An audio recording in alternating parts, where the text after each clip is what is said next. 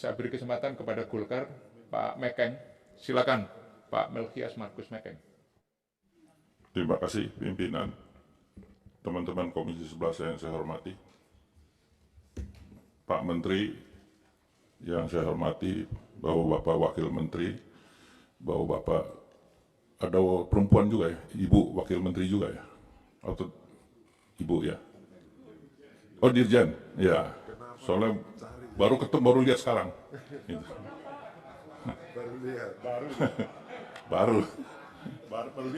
Baru lihat sekarang gitu. Ya.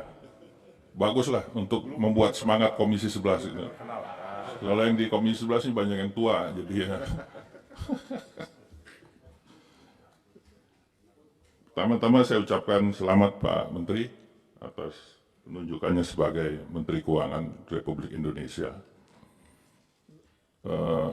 Ya ini suasana baru karena kita hampir 20 tahun dipimpin oleh seorang perempuan. Dan terima kasih kepada Ibu Sri Mulyani yang sudah memberikan dedikasinya kepada bangsa ini dengan bermitra dengan Komisi 11. Ya saya kemarin menyikapi statement Pak Menteri pertumbuhan ekonomi 6-7%, saya sih senang gitu. Artinya punya optimisme. Sekarang tinggal optimisme itu dicarikan jalan keluarnya bagaimana. Pak Menteri, kalau kita lihat pertumbuhan ekonomi kita ini, kan kisarannya hanya di situ-situ aja. 5, 5,2, nggak jauh-jauh dari situ. Zamannya Pak SBY mungkin ada sekitar 6%, karena di situ komoditas sedang bertumbuh. Jadi ekonomi kita ini, APBN kita ini lebih banyak ditopang oleh volatilitas daripada komoditi yang berakibat pada penerimaan pajak dan lain-lain. Yang kita juga ketahui bahwa kewajiban kita untuk bayar bunga juga besar. Itu bisa 800 triliun. Kalau ini bisa dihilangkan 800 triliun, itu akan bagus sekali, Pak Menteri. Cuma bagaimana caranya menghilangkan? Kalau tidak, dia akan stay di situ aja dan susah untuk mengangkat ini. Kebijakan-kebijakan yang sekarang, yang menurut hemat saya juga akan mengganggu pertumbuhan ekonomi kita adalah pemotongan transfer daerah. Transfer daerah itu tadinya 1.100 triliun, ya, sekarang cuma 680 triliun. Itu dampaknya besar sekali terhadap kegiatan di daerah. Makanya para kepala daerah sekarang pusing bagaimana mereka menambal APBD mereka. Memang cita-cita daripada reformasi dengan otonomi daerah itu diharapkan daerah bisa berkembang dengan sendirinya. Tetapi kan faktanya tidak semua daerah punya kemampuan untuk meningkatkan PAD-nya. Nah kalau ini dipotong, ya pasti dampaknya akan besar. Akan susah untuk menaikkan pertumbuhan ekonomi. APBN kita kan hanya menyumbang kurang lebih 12-14% terhadap pertumbuhan ekonomi kita.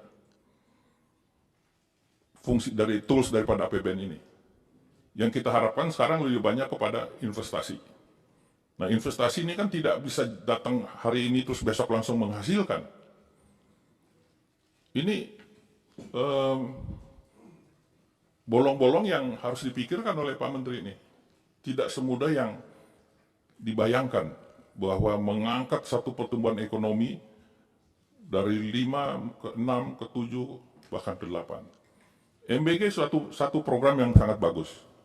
Ya, dia bisa mengangkat pertumbuhan ekonomi di desa. Tapi belum semua desa siap.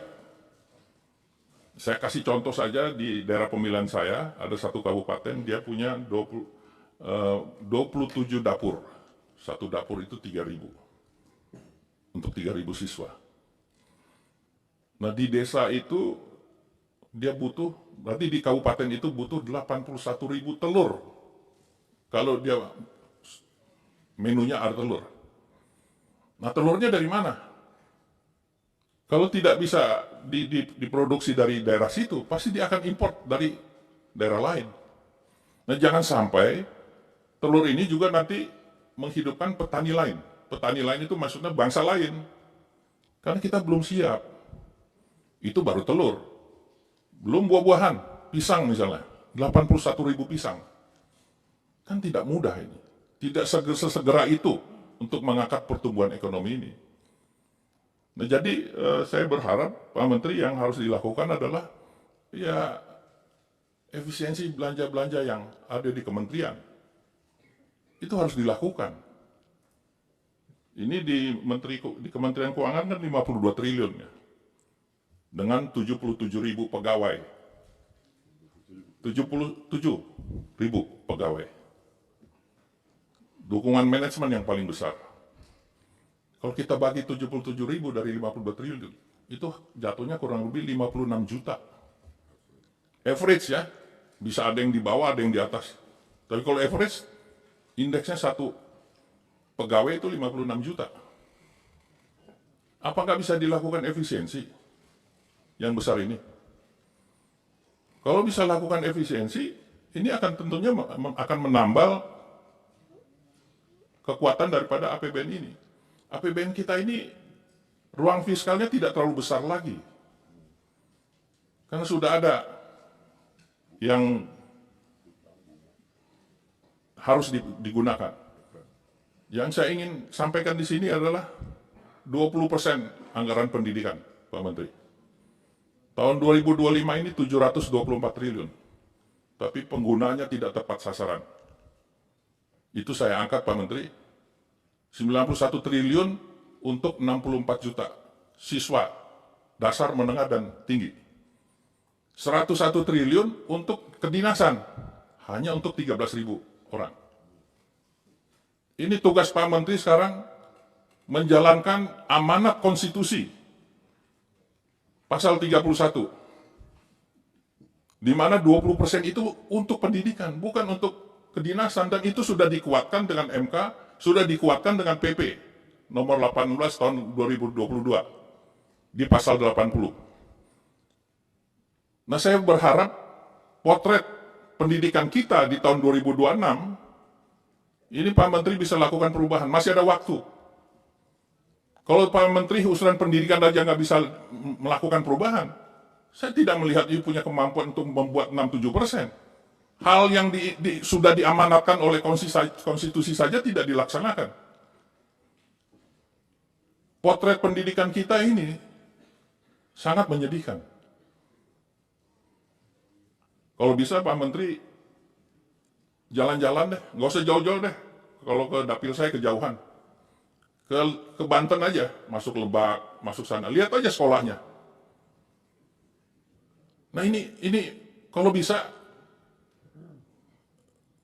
kekuatan APBN kita itu yang bisa perbaiki itu pendidikan. Kalau ini tidak dirapikan, saya akan teriak terus, Pak Menteri. Selama saya masih di Komisi 11, pendidikan ini saya akan teriakin terus. Karena ini kita mempersiapkan Indonesia emas.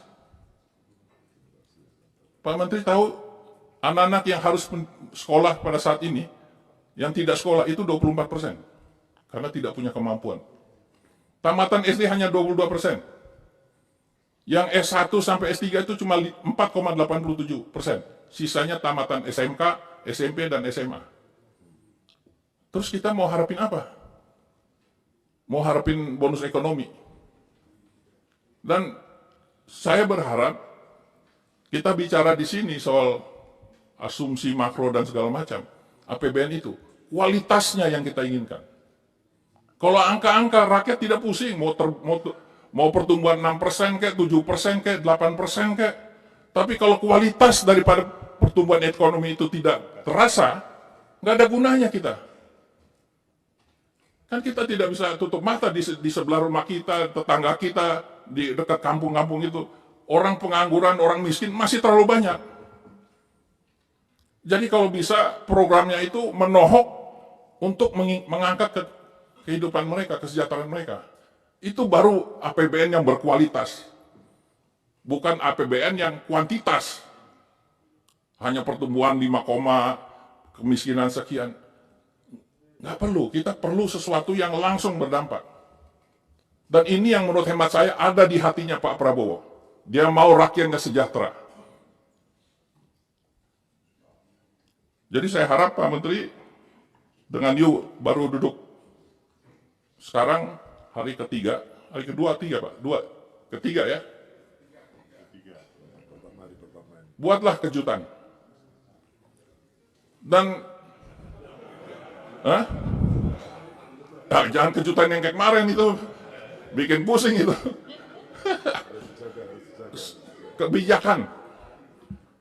Kalau bisa kebijakannya out of the box. Kalau yang tadi disampaikan itu kebijakan saya udah dengar 20 tahun, Pak. Selama saya di Komisi 11, dengarnya yang ginian mulu. 25 tahun.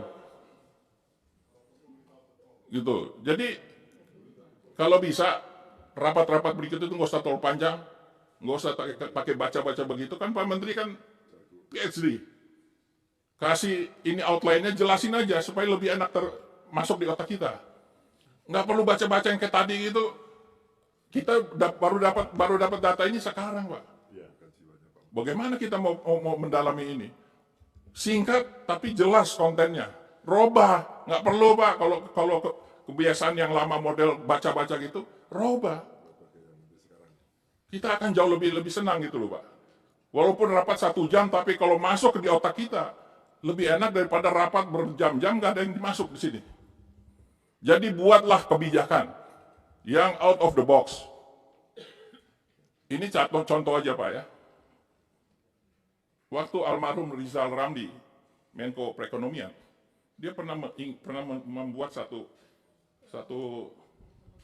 pemikiran asset-backed securities terhadap kekayaan kita. Dan menurut hemat saya itu bisa dilakukan. Kita membuat sekuritisasi terhadap aset kita dapat uang sekarang di depan, baru kita lunaskan itu pinjaman-pinjaman supaya APBN-nya ini agak ringan. Kalau cuma ngandalin generik dari pajak, dari PNBP, sampai kita udah di dunia yang lain pun nggak akan terjadi perubahan. Nggak akan Pak, nggak nguber. Kebutuhan dengan pendapat itu nggak nguber. Harus ada out of the box. Nah saya tunggu itu yang out of the box dari Pak Menteri. Sekian dan terima kasih.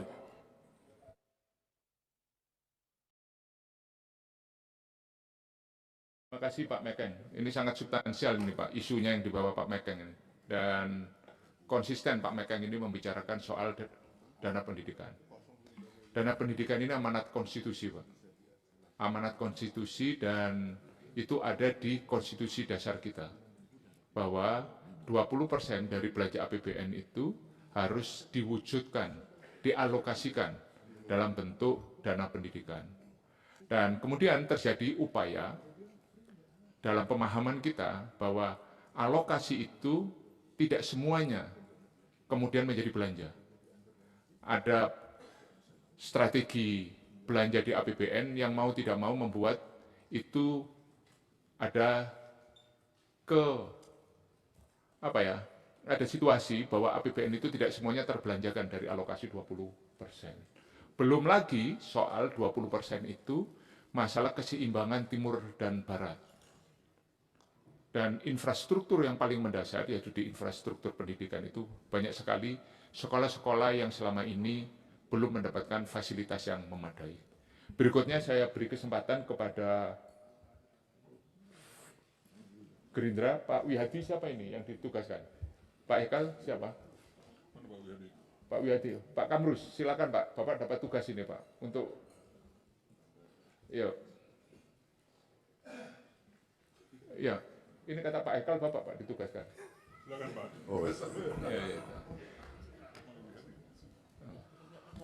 Terima kasih Ketua, Pimpinan dan anggota Komisi 11, Bapak Menteri Keuangan, Bapak Puhbaya, para Wakil Menteri Keuangan, para Dirjen, dan seluruh jajaran Kementerian Keuangan. Pertama-tama, kami menyambut optimis terhadap keputusan Presiden Prabowo Subianto dalam melakukan penyegaran kepemimpinan di Kementerian Keuangan sebagai bagian daripada upaya untuk mempercepat akselerasi, implementasi, dan pelaksanaan setiap program, khususnya yang berkaitan dengan tupoksi dari Kementerian Keuangan. Karena itu izinkan kami menyampaikan kepada Bapak Menteri memberikan catatan-catatan. Yang pertama, pada tanggal 15 Agustus ketika Presiden Prabowo membacakan nota keuangan di hadapan anggota DPR, beliau menyampaikan pernyataan keinginan ada satu waktu nanti di mana beliau di tempat yang sama akan menyampaikan nota keuangan dengan defisit APBN kita 0%.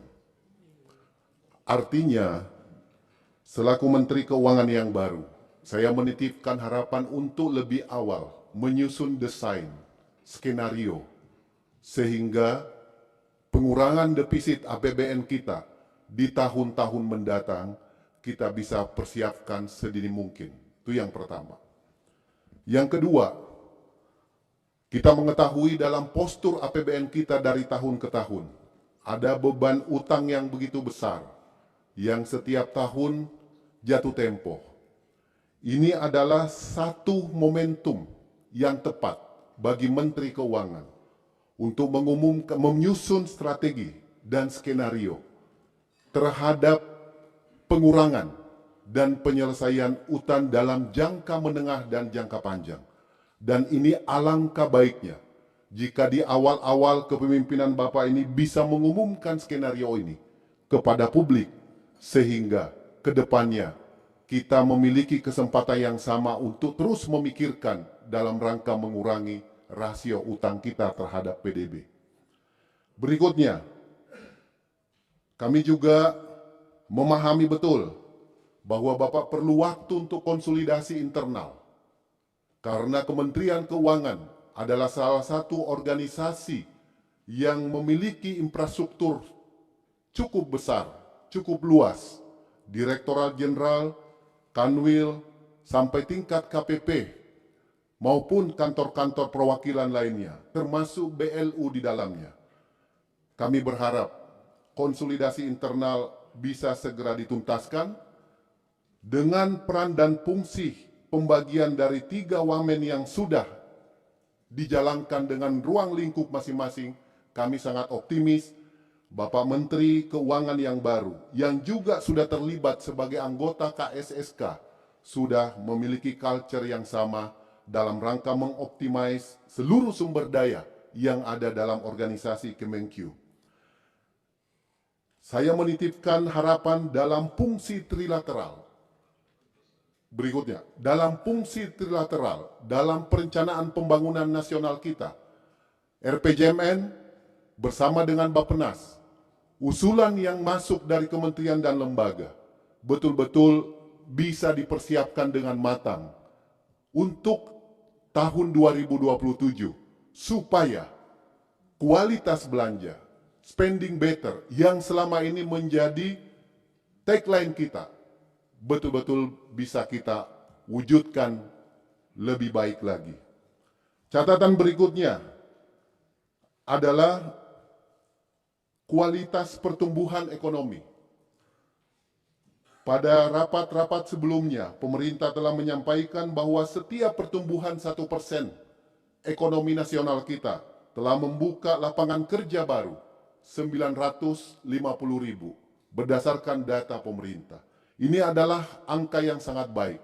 Kita berharap kualitas pertumbuhan ekonomi ke depan semakin baik, sehingga kita betul-betul bisa menurunkan angka kemiskinan dan juga menurunkan angka pengangguran sebagaimana target yang sudah kita sepakati dalam KEM PPKF.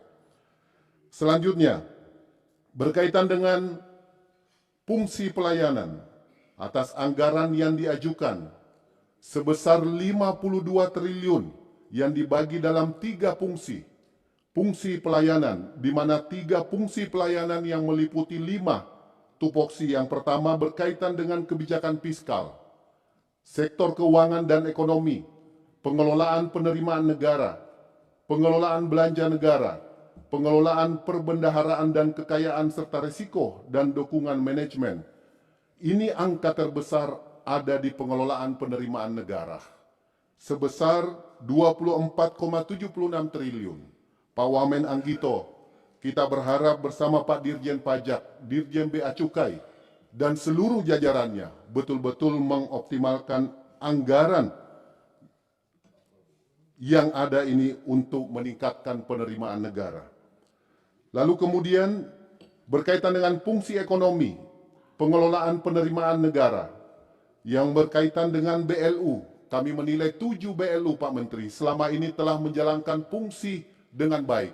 Tinggal ada beberapa yang perlu kita dorong untuk bisa lebih optimal lagi. Seperti PIP, Pusat Investasi Pemerintah untuk menjangkau ultramikro atau UMKM yang tidak memiliki kolateral, tidak memiliki neraca rugi laba, tetapi memiliki ketahanan, resilience yang baik di market, bisa bertahan bahkan bisa tumbuh jika dilakukan pembinaan dan seterusnya. Karena itu kita menitipkan harapan supaya sejumlah BLU ini bisa dioptimalkan lagi. Kemudian selanjutnya, kami melihat bahwa upaya pemerintah dalam mengalokasikan dana pendidikan sebesar 20% telah sesuai dengan harapan masyarakat. Betul, ada catatan, yaitu penempatan 12 triliun di postur pembiayaan, bukan di belanja. Tapi setelah kami membaca undang-undang tentang keuangan negara dan juga mempelajari berbagai termasuk keputusan Mahkamah Konstitusi, kami menilai bahwa pengajuan pemerintah dalam postur APBN 2026 ini, RAPBN 2026 ini tidaklah salah atau tidak bertentangan dengan ketentuan yang ada. Karena itu, menurut kami ini dapat diteruskan. Yang terakhir, Bapak Menteri Keuangan yang kami banggakan, karena mulai tahun ini dan tahun mendatang, penerimaan dividen BUMN tidak lagi masuk dalam APBN kita. Ini juga kesempatan baik Menteri Purbaya untuk bisa mengumumkan skenario bagaimana mengatasi terhadap tidak masuknya dividen BUMN dalam APBN kita, dalam postur penerimaan negara di APBN kita, sehingga masyarakat bisa tahu dan mengetahui cara pemerintah dalam mengatasi perubahan kebijakan ini karena adanya undang-undang BUMN yang baru. Terima kasih, terus bekerja, kami percaya Bapak Menteri Keuangan adalah orang yang tepat untuk memimpin kebijakan fiskal di masa-masa yang datang. Terima kasih, pimpinan. Terima kasih Pak Kamrul Samad, panjang dan dalam Pak pesannya. Ini cocok sebagai penguasa Pak.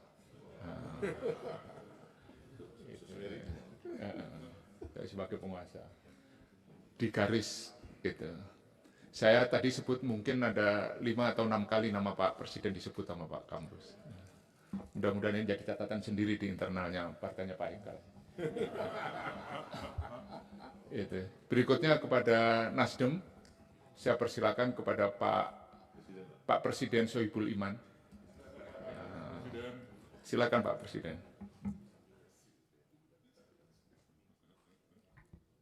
Bismillahirrahmanirrahim. Assalamualaikum warahmatullahi wabarakatuh. Terima kasih pimpinan dan anggota Komisi 11 atas kesempatannya. Yang kami hormati Pak Menteri beserta jajaran dan para wamen tentunya. Yang pertama ingin saya sampaikan selamat Pak atas penunjukan Pak Purbaya sebagai Menteri Keuangan.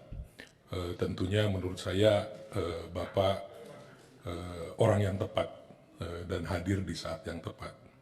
Karena Bapak menurut pandangan kami orang yang punya optimisme, karena Bapak punya lead economic index Pak, yang selalu menjadi acuan Bapak gitu kan. Dan harapannya dengan itu bisa membuat arah kita ke depan menjadi lebih baik tentunya. Terima kasih atas paparannya tadi dan kami cukup memahami. Namun ada beberapa hal, Pak Menteri, yang menjadi catatan kami itu di halaman 11 terkait dengan penghapusan utang macet UMKM, Pak. Sesuai dengan PP 47 tahun 2024, kalau tidak salah bulan November, itu kita sendiri pun belum dapat update-nya dari OJK ya. Itu yang ingin kami tanyakan, Pak, karena kalau tidak salah time frame-nya itu 6 bulan, Pak. Jadi November sebenarnya sekarang udah habis. Yang ingin saya tanyakan, berapa banyak, Pak, UMKM yang berhasil dihapuskan dengan program ini? Kemudian, berapa banyak juga yang mendapatkan, UMKM yang mendapatkan fasilitas kembali, Pak? Karena kami sangat menyadari bahwa UMKM itu menjadi tulang punggung, Pak, di masyarakat sekarang. Ya. Ketika mereka tidak punya pekerjaan formal, ya larinya ke informal, itu seperti itu. Kemudian kira-kira rencananya udah ada belum, Pak, evaluasi terhadap program ini sehingga kedepannya mau diarahkan seperti apa? Karena POJK pun membuat POJK terkait akses pembiayaan untuk UMKM sampai saat ini sepengetahuan saya itu belum diterbitkan juga POJK-nya. Nah, mungkin perlu koordinasi juga, Pak, dengan OJK terkait hal ini. Kemudian yang kedua, Pak, yang ini saya sampaikan adalah dengan melihat postur RAPBN kita 2026 ya, dan dirancang, Pak, defisitnya itu 638,8 triliun kalau kita lihat. Dan kalau tidak salah tadi teman juga udah menyampaikan bahwa ke depan harapannya defisit itu tidak ada, Pak. Nah, kalau saya lihat dari paparan Bapak, motor pertumbuhan ekonomi yang diharapkan itu dari Danantara dan swasta, Pak. Mungkin bisa diberikan gambaran kepada kita, kira-kira strategi atau formulasi kebijakan apa yang akan Bapak lakukan, sehingga porsinya Danantara dan swasta itu diberikan ruang yang cukup luas dalam rangka membantu pertumbuhan sesuai dengan target APBN kita di 2026. Kemudian yang terakhir, saya lihat tadi ada butuh tambahan di direktorat yang mengelola aset negara. Mungkin perlu disampaikan juga, Pak, informasinya sejauh ini dari aset negara yang dikelola oleh Kementerian Keuangan, berapa persen sih yang sudah terkelola dengan baik dan berapa besar kontribusinya bagi PNBP kita. Mungkin itu saja pimpinan dari kami. Saya tutup. Billahi taufiq wal hidayah. Assalamualaikum warahmatullahi wabarakatuh. Waalaikumsalam warahmatullahi wabarakatuh. Berikutnya kepada PKB Pak Tommy, Bu Ana. Silakan Bu Ana. Assalamualaikum warahmatullahi wabarakatuh. Pak Ketua, Wakil Ketua, Bapak Ibu sekalian, anggota Komisi 11, Pak Menteri, Pak Wakil Menteri, dan seluruh jajaran eselon 1, eselon 2, dan seterusnya. Pertama, saya ucapkan selamat Pak Menteri atas tugas barunya. Tentunya ini hal yang berbeda, sungguh pun Bapak pernah menjadi ketua lembaga, itu mungkin secuil dari kebutuhan nasional kalau bicara fungsinya mungkin. Tapi hari ini Menteri Keuangan itu sentral dari seluruh sentral, Pak. Seluruh kementerian, seluruh warga Indonesia, seluruh dari pemerintah daerah baik provinsi maupun tingkat 2. Alhamdulillah tadi Bapak sudah menyadari untuk mengurangi spekulasi lah bahasanya seperti itu. Karena Bapak menyampaikan apa akan kontraksi di beberapa orang menilai. Jadi seperti itulah Pak kira-kira ya. Kemudian saya akan masuk kepada postur anggaran Kementerian Keuangan. Saya yakin bahwa di dalam perencanaan anggaran Kementerian Keuangan akan lebih baik, persepsi saya ya Pak ya, dibandingkan dengan lembaga-lembaga yang lain. Artinya apa? Antara defisit dan surplus itu kalau bisa balance. Pak Anggito selalu bicara begini dulu Pak ya. Fungsi uang negara itu untuk dibelanjakan, bukan untuk ditabung, bukan untuk didepositokan. Nah, artinya apa? Bahwa setiap perencanaan harus balance antara perencanaan dan penyerapan. Yang sampai hari ini mungkin ya, kami belum pernah begitu mendalami berapa sih penyerapan anggaran Kementerian Keuangan setiap tahunnya. Mungkin 5 tahun terakhir berapa persen? Nggak usah dijawab Pak ya, ini hanya ilustrasi saya saja. Artinya apa? Kementerian Keuangan mempunyai perencanaan yang sangat matang. Nah, artinya bahwa Bapak hari ini merencanakan 52 triliun untuk 2026 yang diantaranya adalah untuk 5 eselon 1 tadi pembidangannya misal kebijakan fiskal, sektor keuangan dan ekonomi dan seterusnya, pengelolaan penerimaan negara, pengelolaan belanja negara, pengelolaan perbendaraan, kekayaan negara dan risiko serta dukungan manajemen. Maaf saya ralat bukan 5 eselon 1 tapi klaster-klasternya ya Pak ya. Selain part-partnya itu ada 5 part. Kemudian ditambah lagi ada 7 BLU yang jumlahnya 10,37 triliun sehingga totalnya 52 triliun. Pertanyaan saya Pak, kalau terlalu ekspektasi berlebihan di dalam merencanakan tanpa diikuti dengan penyerapan pasti akan terjadi silpa. Padahal misal keuangannya tidak surplus sehingga akan menambah defisit. Nah, hemat kami Pak, selama ini mungkin sebagai pendalaman sedikit ya Pak ya, mohon pendalaman. Contohnya di LPDP, itu tahun 2026 akan dianggarkan 3,93 triliun.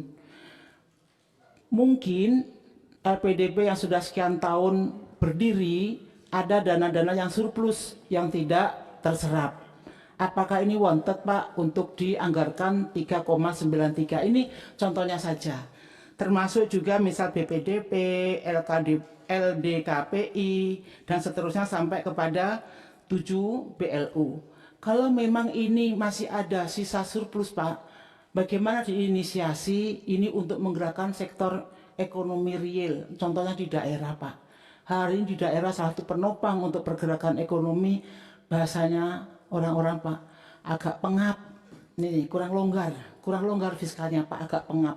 Nah kalau ini bisa menggunakan yang surplus sebelumnya, alangkah baik sehingga bisa mengurangi defisit yang tadi dari Gerindra menyampaikan untuk adanya misal balance, artinya 0% untuk defisitnya. Sungguh pun itu harus betul-betul dikaji sangat mendalam. Kemudian yang kedua, kami ingin sedikit pendalaman terhadap di luar BLU. Beberapa media sosial menyampaikan dan juga anggota DPR RI menyampaikan terhadap tunjangan kinerja yang 300%. Pak, hemat kami Pak, Kementerian Keuangan itu selalu membuat namanya surat edaran. Contohnya misal PPA itu adalah untuk mengikat bagaimana pengelolaan anggaran baik kementerian maupun lembaga serta di daerah-daerah ya, bicaralah pemerintahan daerah, itu sudah ada Pak rigidnya, digunakan untuk apa-apa. Misal contohnya sebagai bendahara, pengelola anggaran, maka mendapatkan honor sekian persen dari dana yang dikelola, contohnya. Itu semuanya keluar dari Kementerian Keuangan. Nah, kalau itu bisa, apakah itu juga berlaku di Kementerian Keuangan Pak? Karena beberapa sumber kan menyampaikan tukin Kementerian Keuangan itu 300%. Saya belum pegang data Pak, saya hanya melihat beberapa media. Apakah itu juga berlaku untuk daerah lain atau instansi lain? Kalau Kementerian Keuangan 300% tukin, artinya landasannya kan sama Pak untuk kementerian, lembaga, dan badan-badan maupun di daerah. Kalau memang itu sama, saya bisa prediksikan akan sangat berat. Izin Pak, ya ini saya baru dari media dan beberapa referensi saja. Detailnya mungkin bagian perencanaan yang lebih tahu detailnya. Kalau ini memang betul-betul terjadi, maka akan sangat berat Pak. APBN digunakan untuk misal belanja pegawai yang mungkin tidak berimpact langsung kepada masyarakat. Kondisi sekarang sangat berat di bawah, mudah-mudahan Kementerian Keuangan bisa menjadi mentor, bisa menjadi role model untuk bisa efisiensi, dan dana-dana tersebut bisa untuk digerakkan untuk transfer daerah. Itu yang kedua ya Pak ya. Jadi harapan kami sungguh pun ini masuk nominasi 52 triliun, barangkali dalam kesempatan ini saya yakin Pak Presiden dan juga Bapak Ibu sekalian, situasi seperti sekarang kita lebih kepada untuk kesejahteraan masyarakat di bawah. Contohnya misal kemarin sebut gaduh sedikit, asuransi BPJS ada kenaikan, itu agak merepotkan Pak. Jangan sampai nanti itu berimpact kepada kesehatan masyarakat. Ini contoh ya Pak ya. Nanti bisa disisir beberapa tahapan-tahapan. Misal sektor lain untuk memudahkan ekonomi, misal infrastruktur diperbanyak, sekaligus untuk mendorong lokal konten dan juga untuk penyerapan tenaga kerja, dan juga beberapa misal subsidi terhadap ketahanan pangan. Itu Pak Menteri, jadi sekaligus postur anggaran untuk Kementerian Keuangan yang ingin saya perdalam. Kalau memang itu bagian yang harus bisa lakukan terhadap efisiensi anggaran.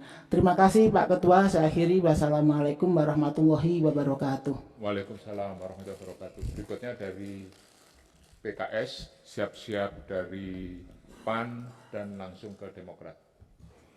Terima kasih. Bismillahirrahmanirrahim. Assalamualaikum warahmatullahi wabarakatuh.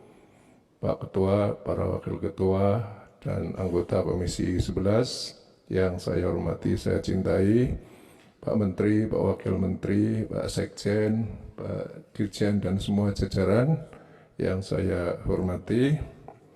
Pertama, khusus buat Pak Menteri, salam kenal Pak, nama saya Amin, saya murid baru di Komisi 11 ini. Ya, masih baru Pak, dan memang belum pernah ketemu dengan Pak Menteri, baru 2 bulan ini.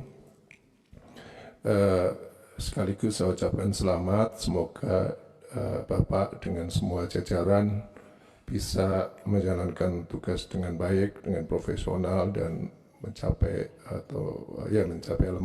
tugas-tugas target-target yang dicanangkan oleh Pak Presiden Prabowo Subianto. Terkait dengan makalah yang Bapak berikan kepada kami, pertama kami nyoroti di halaman 5 Pak, tentang pertumbuhan ekonomi ini.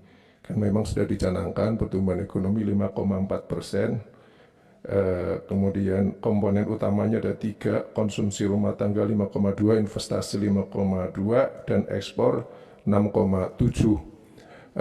Ini angka-angka ini Pak yang coba kami elaborasi Pak ya. Selama ini kita tahu bahwa pertumbuhan ekonomi kita dari tahun ke tahun, sumbangsi terbesarnya kan dari konsumsi rumah tangga Pak. Tahun 2024 misalnya itu 54%.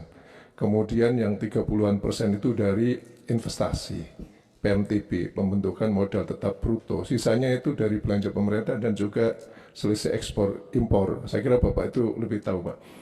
Nah ini target pertumbuhan ekonomi kita tuh naik, tapi di sisi lain investasinya justru turun Pak, dari 5,5 menjadi 5,2. Ya, mestinya kan bagaimana kita mengerek dan optimis ya dengan strategi tertentu, gimana investasi swasta atau perandanantara atau FDI Pak, ya itu modal-modal asing bisa masuk ke Indonesia dengan sebesar-besarnya, ya sehingga punya kontribusi yang 30% itu naik tinggi Pak, ya naik besar, naik signifikan, sehingga statement yang Bapak sampaikan pertumbuhan ekonomi 6-7% itu bisa dicapai, dan memang kita harus mengarah ke sana karena Pak Presiden mencanangkan pertumbuhan ekonomi 8% setidaknya di akhir pemerintahan beliau ini. Jadi ini saya mengkritisi itu Pak, angka 5,2% yang justru turun dari tahun sebelumnya, dari 5,5. Dan di sisi lain, optimisme untuk kontribusi ekspor dari 5,4 menjadi 6,7, ini kita apresiasi Pak. Tapi tentu ini kan satu tantangan tersendiri di tengah kondisi global yang sebagaimana kita saksikan bersama, kondisi politik, kondisi ekonomi, ya yang seperti itu. Semoga dengan akses-akses Pak Menteri di global ini, di internasional dan semua jajaran ini benar-benar bisa tercapai. Jadi yang saya tanyakan itu tentu strateginya Pak untuk menggapai ini. Kemudian yang kedua Pak, terkait dengan defisit, tadi juga sudah disampaikan oleh teman-teman bahwa defisit APBN kita tahun 2026 itu sebesar 2,48% dari PDB. Nah, sementara Pak Presiden mencanangkan setidaknya itu selambatnya tahun 2028 APBN kita itu sudah nggak boleh defisit lagi, ya nol defisit atau keseimbangan primernya itu harus sudah surplus. Nah, tantangan-tantangan yang dihadapi oleh Bapak ini tentu sangat besar. Bagaimana menutup defisit ini? Di satu sisi kita dengan canangan Pak Prabowo tadi, Pak Presiden itu nggak bisa kan Pak, nambah-nambah utang terus, menutup bayar utang, bunga utang dengan utang lagi, tutup lubang gali lubang. Tapi di sisi lain meningkatkan ekstensifikasi pajak juga, sebagaimana kemarin itu kan sangat sensitif juga. Bagaimana strategi Bapak untuk menutup defisit ini? Ya, kalau pajaknya apalagi yang sangat sensitif BPN ya Pak ya. Itu yang kedua. Kemudian yang ketiga Pak, tentang pagu dukungan manajemen. Tadi sudah dijelaskan oleh Pak Wamen, ya sangat saya perhatikan tadi. Yang 49,6 T kalau dibandingkan 52 T ini kan 95%. Tapi tadi sudah dijelaskan bahwa 25 triliun diatribusi ke 4 program lain Pak ya. Jadi kalau murni dukungan manajemen itu hanya 24 atau 46%. Dan kami apresiasi selama tahun 2020 sampai 2025, ya Kementerian Keuangan sudah melakukan efisiensi 3,53 triliun. Dan ini tetap kami dukung Pak, bagaimana efisiensi ini tetap dijalankan sesuai yang dicanangkan oleh Pak Presiden Prabowo. Ya tentu dalam hal ini Kementerian Keuangan harus menjadi motor Pak, harus menjadi teladan bagi kementerian ataupun lembaga yang lain. Kemudian yang terakhir, ya maaf masih dua lagi, tentang transfer ke daerah Pak.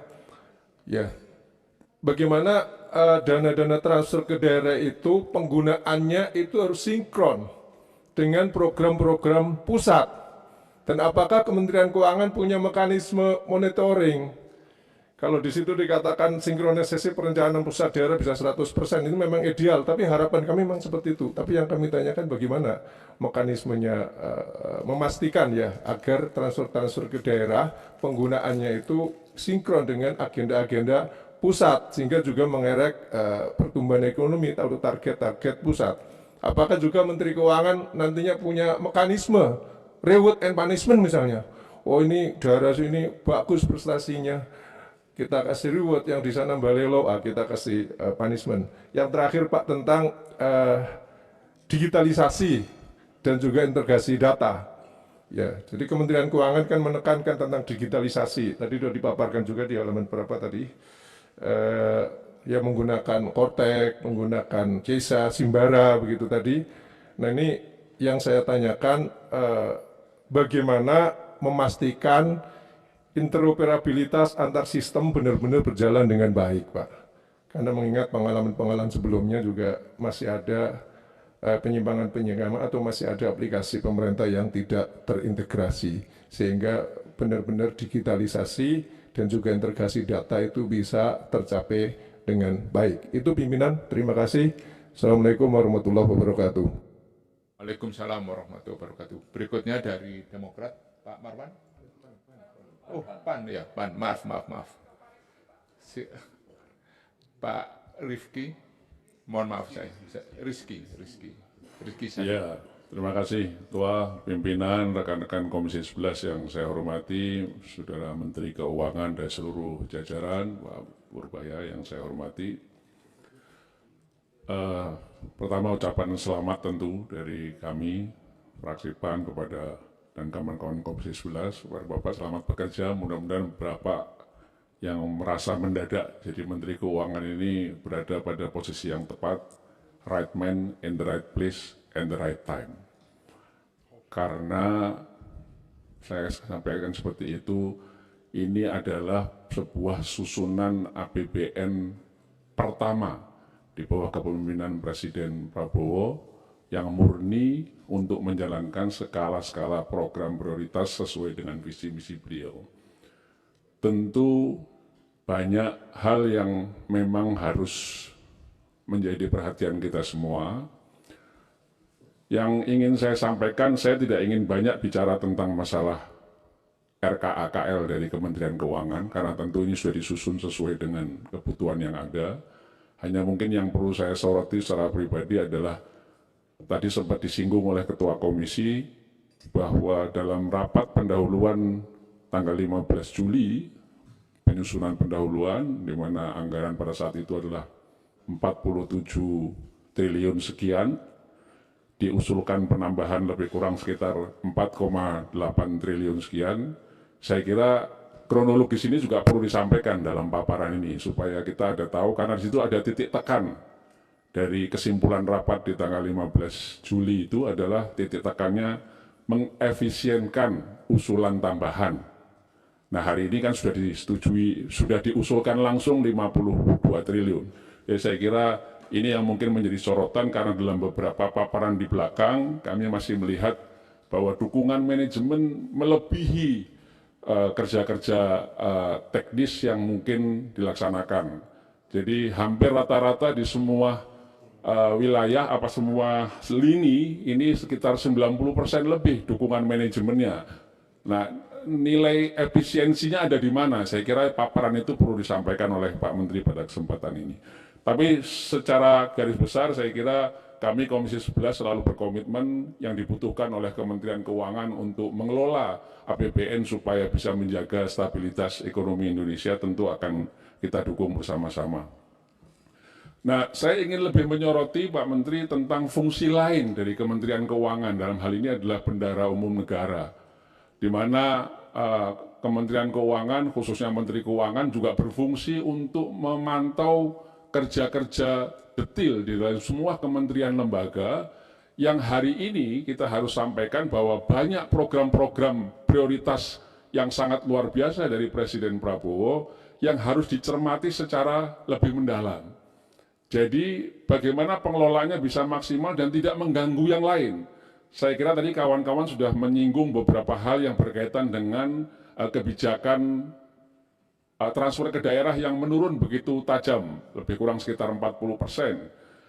Tentu ini harus ada sinergitas yang mumpuni antara pemerintah pusat dengan pemerintah daerah yang tergambar secara nyata, sehingga pemerintah daerah yang linier program-programnya sesuai dengan anggaran ataupun prioritas dari pemerintah pusat itu bisa terlaksana dengan baik, dan tetap bisa ada sebuah program-program yang padat karya di tingkatan lapangan. Karena memang hari ini semua berteriak, semua kabupaten kota pemerintahan dalam situasi yang panik, dan kemudian kadang-kadang ada beberapa kabupaten yang dalam kepanikannya mengambil kebijakan yang kemudian membebani pada masyarakat. Saya kira ini kan perlu guidance dari pemerintah pusat, khususnya Kementerian Keuangan, dalam membina pemerintah daerah supaya tidak mengambil sebuah kebijakan-kebijakan yang akhirnya membebani masyarakat yang ekonominya saat ini juga sedang berusaha untuk tumbuh. Saya kira itu.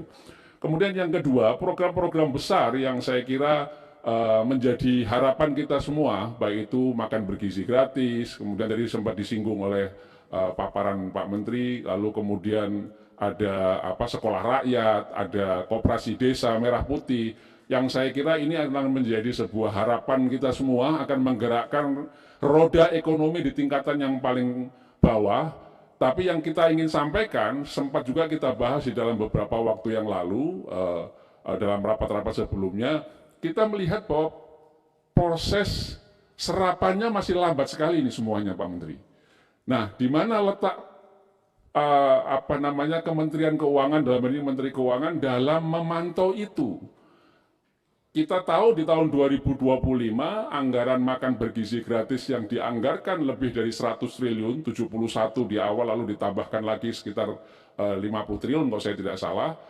Ternyata serapannya juga masih jauh dari harapan dan ini sudah hampir berakhir 2025. Dan kita tahu bersama dalam paparan nota keuangan yang disampaikan Presiden pada tanggal 15 Agustus yang lalu, kita melihat bahwa target pencapaian makan bergizi gratis sudah 82 juta di tahun 2026 dengan anggaran 330 triliun. Nah, saya kira ini yang kemarin 100 sekian itu belum terserap. Nah, modelnya ini kan belum ketemu berarti modelnya. Bagaimana 2026 ini bisa terserap? Karena ada sektor-sektor lain yang terkorbankan, ditahan. Tadi seperti misalnya transfer ke daerah, atau mungkin kemudian ada beberapa hal yang berhubungan dengan fungsi-fungsi pendidikan yang mungkin dilarikan juga untuk pembangunan sekolah rakyat di Kementerian Sosial dan lain sebagainya. Nah, ini hal-hal ini yang saya kira fungsi Kementerian Keuangan tidak hanya sebagai penjaga fiskal, tapi juga kemudian sebagai bendahara negara, bendahara umum negara, bagaimana menjalankan ini supaya program prioritas yang itu sangat diharapkan oleh masyarakat hari ini dan sangat luar biasa, untuk menggerakkan sektor ekonomi di tingkatan pedesaan, di tingkatan yang paling rendah di tengah-tengah masyarakat, itu bisa terlaksana dengan baik dan kemudian pengelolaan anggarannya bisa secara efektif, efisien dan tepat sasaran, terkoordinasi antara pusat dengan daerah sehingga daerah juga tidak mengambil sebuah kebijakan yang membebani masyarakat. Yang terakhir ini adalah concern kita semua dan ini menjadi statement dari Pak Menteri dalam beberapa kesempatan yang lalu dalam speech awal gitu ya, tentang pertumbuhan ekonomi. Kita sadar, saya sering menyampaikan di dalam forum ini bahwa periode sebelumnya itu kita mentargetkan juga pertumbuhan pemerintahan periode sebelumnya selama 10 tahun. Kita mentargetkan pertumbuhan di atas 7%, tapi dalam prakteknya sampai dengan 10 tahun tidak pernah tercapai angka itu, ya kisarannya juga antara 5 sampai dengan 6%. Apa ini adalah kutukan bagi Indonesia bahwa kita cuma 5-6%? Nah, saya kira apa yang disampaikan oleh Pak Menteri dalam speech awalnya, 5% dalam tahun pertama, 6% dalam tahun kedua, dan 7% dan berikutnya sampai dengan 8%, ini harapan kami tentu kita ingin semuanya bisa tercapai. Tapi tentu ini punya sebuah skenario, kita punya pengalaman-pengalaman masa lalu yang agak mengkhawatirkan. Mudah-mudahan ada terobosan-terobosan yang bisa kita pegang bersama-sama, bahwa pencapaian itu tentu akan diukur dalam perjalanan Pak Menteri. Tadi Pak Ketua Komisi sudah menyampaikan kita mungkin akan lebih sering rapat dibandingkan pada saat Bapak sebagai Kepala LPS, karena ini akan terevaluasi dalam triwulan, dalam semester, dalam kuarternya, dan itu akan terlihat seperti itu pencapaian terhadap target-target yang memang diharapkan untuk menggerakkan sektor ekonomi kita. Saya kira itu, mohon maaf, salam kenal sekali lagi. Saya juga murid baru Pak, mewakili kawan-kawan karena dikasih jatah cuma 1 per fraksi. Ini titipannya agak banyak. Mohon maaf Bu Andi kalau nggak semuanya saya sampaikan tadi. Saya kira itu. Terima kasih. Assalamualaikum warahmatullahi wabarakatuh. Waalaikumsalam warahmatullahi wabarakatuh. Tadi titip menitip nih. Pak Purbaya, mungkin kalau waktu Ketua LPS 3, 4, atau 5 kali Pak dengan Komisi 11. Kalau Menteri Keuangan ini beda Pak. Waktu itu Bu Menteri Keuangan, Bu Sri Mulyani menyampaikan dari 365 hari, lebih dari 280 hari dia di DPR Pak, rapat dengan DPR. Baik itu di Komisi 11 maupun di Badan Anggaran. Itu Pak. Itu yang mau tidak mau. Bisa bikinin forum juga. Itu dari 365 hari Pak. Itu saya pernah zaman Pak Bu Menteri itu nyampaikan, saya itu 280 hari lebih saya habiskan di parlemen. Artinya apa? Konsolidasi parlemen itu sangat penting dalam apa? Karena tadi kalau di LPS Bapak instrumennya itu adalah suku bunga penjaminan. Ini fiskal, ruang fiskal ada di tangan Bapak. Di KSKSK, di mana itu tangannya masuk ke seluruh elemen sektor keuangan, di moneter Bapak bisa masuk, sebagai Menteri Keuangan di fiskal Bapak bisa masuk, dan itu semuanya ada di tangan Menteri Keuangan. Dan sekarang ada di pundaknya Pak Purbaya. Berikutnya Demokrat, saya beri kesempatan. Bismillahirrahmanirrahim. Assalamualaikum warahmatullahi wabarakatuh. Selamat siang. Salam sejahtera untuk kita semua. Ketua, para wakil ketua dan anggota Komisi 11 yang saya hormati. Yang terhormat Pak Menteri, Bapak-Bapak Wakil Menteri, Pak Sekjen, Pak Dirjen, serta seluruh jajaran yang saya hormati. Ya, tentu pertama saya ingin mengucapkan selamat kepada Pak Purbaya atas penugasan sebagai Menteri Keuangan Republik Indonesia.